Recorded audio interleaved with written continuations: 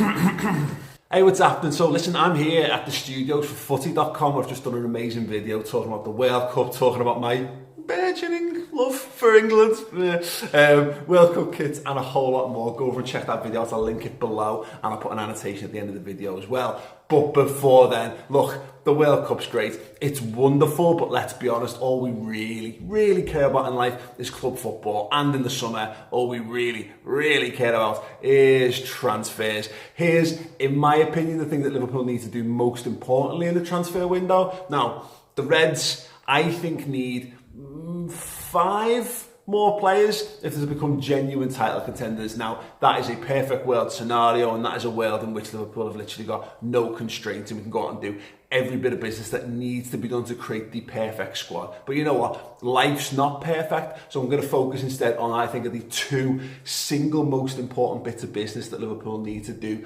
between now and realistically pre-season getting underway, but more importantly when the transfer window shuts. Now, there'll be people out there going, defence, sort the defence out. You know those people are? Fucking bores. No one wants to sort the defence out. Defenders are boring. Buying defenders is boring.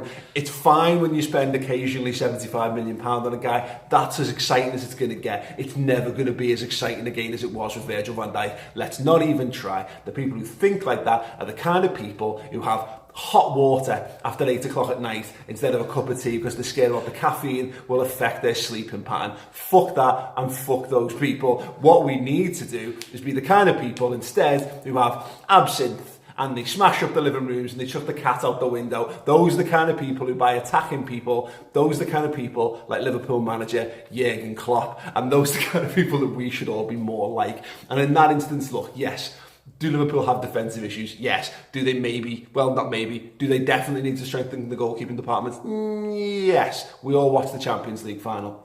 But what Liverpool have done and what they've done very well in the time that Jurgen's been in charge of the club is get better at the things that they're already good at, and that is scoring goals.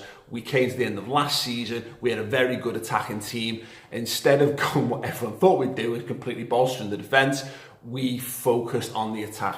Now, some of that is circumstantial. Some of that is down to the fact that we couldn't get the Keita deal across the line and we couldn't get the Virgil van Dijk deal across the line. So maybe that informs that somewhat. But again, I'm not interested. Let's not focus too much on details or accuracies. Let's talk about attacking talent. What I think is the most important thing that we do then is, again, support what we do in an attacking sense, because the logic stood last summer. Mohamed Salah is going to come in and all he's going to be is an understudy to Sadio Mané, allowing us to rotate and maintain what we do at a more consistent level throughout the season. What they did instead was craft a formation and a style of play to get them both in that was even more exciting, but it left Liverpool with a very familiar and similar problem to the season before. If you lose one of those guys, whether it's Salah, Firmino or Mané, the guys who sit beneath them in the pecking order, not just a not of the sufficient quality, but they also require a change in style, a change in pace, a change in approach to how games come about. So what Liverpool need to do is find comparable to the best of their ability understudies for these guys. Now, I understand that's very difficult, but I don't think it's quite as difficult as being made out, because here's the thing, I don't think you can necessarily go out and buy someone who's better than what we've got. There's 3 players who all scored in excess of 20 goals each in the season. You can go and buy an 80 million, 90 million, 100 million pound player and not be guaranteed that goal return. So Liverpool need to box smart, they need to box clever, and they need to be, I think, a little bit more creative in what they need. We're not necessarily talking about going out and buying a 26-year-old who is absolutely peak of his powers, super world class. We're not talking about going out and buying Gareth Bale.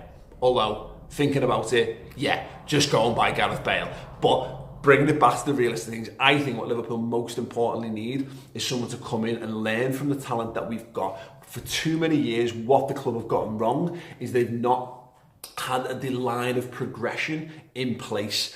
And what I mean by that is, inevitably, as much as Liverpool are moving towards being more of a destination club as opposed to being a stepping stone on the way to a Barcelona or a Real Madrid, etc., it still exists within the realms of possibility that, you know, you might get another 2 seasons out of Salah before he wants to move on and try something different. What you don't want to do is have to replace Mohamed Salah in the same summer that you're selling him, and Liverpool had to do that too frequently. Luis Suarez being the prime example, but Fernando Torres was a similar one as well, because everyone knows you've got money burning a hole in your arse pocket, and ultimately you're putting loads of pressure on your scouting department and doubling down on the pressure you're putting on that player that you're bringing in, who is literally coming in as a direct replacement for the guy who's just been your hero a month earlier. What Liverpool need to do is get the guy in so that when that player decides he's had enough, he wants to go and plough his training in pastures new, well, someone's already stepping in. It's not a step up from under 23 level or under 18 level or just coming straight into a team. It's a lad who's playing 20 games or more already in the squad, and therefore you're not having a massive transition. So for me, that could well be a Ryan booster, but that's a similar problem to what we've had. There's an untried and untested lad.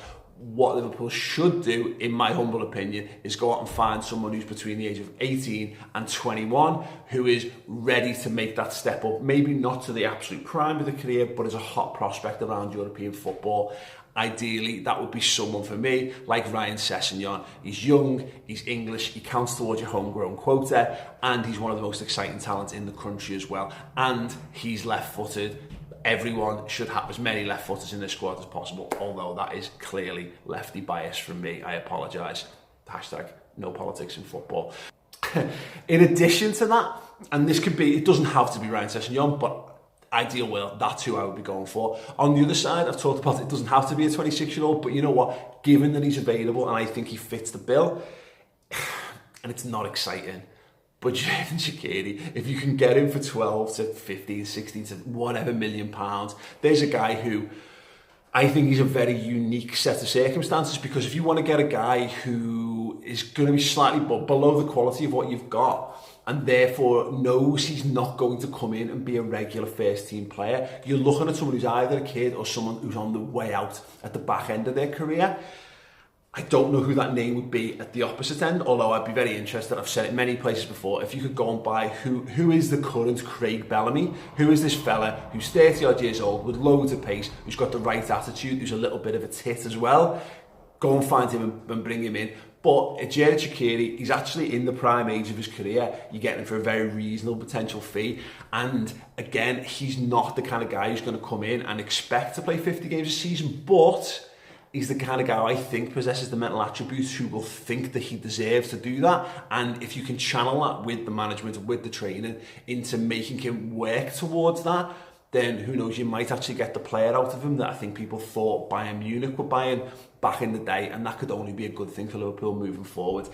Are they the exact names that Liverpool should defo go for? I'm not really sure, if I'm perfectly honest. They would be perfectly fine for me. If Liverpool only did 2 more bits of transfer business and they got Ryan Sessegnon and Jurgen Shaqiri in, I think there's issues that still need to be addressed. I think they do need another attacking midfielder. We know that Oxlade-Chamberlain's going to be missing for the first half of the season, or at least is not likely to be back to the peak of his powers until the second half of the season. Adam Lallana, who knows what type of player he's going to be. How is Naby Keita going to adapt to the Premier League? How is Fabinho going to adapt to the Premier League? We don't really know. Liverpool do need someone, I think, who can score 10 plus goals a season from the attacking midfield slot. But again, I think we've already upgraded the midfield. It is significantly better than what we had even just 2 months ago. And we managed to get to a Champions League final with the midfield options that we had prior to that. I think the midfield is supremely better already.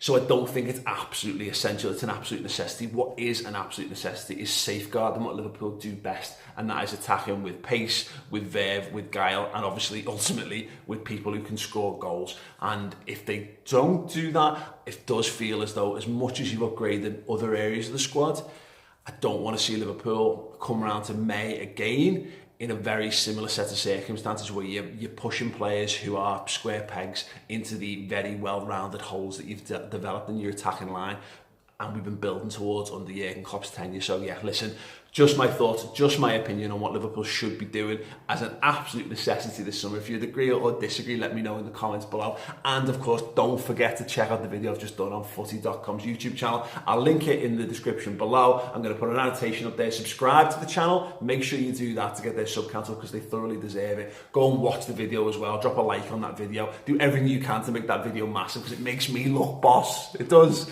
Yeah, more important than anything else. But yeah, great. Thoughts on what I've discussed in the comments below. Subscribe to Maych TV for more me and other things. Loads more Liverpool and stuff coming up as pre-season approaches on the road to 50,000 subscribers as well. Thank you very much. Take it easy.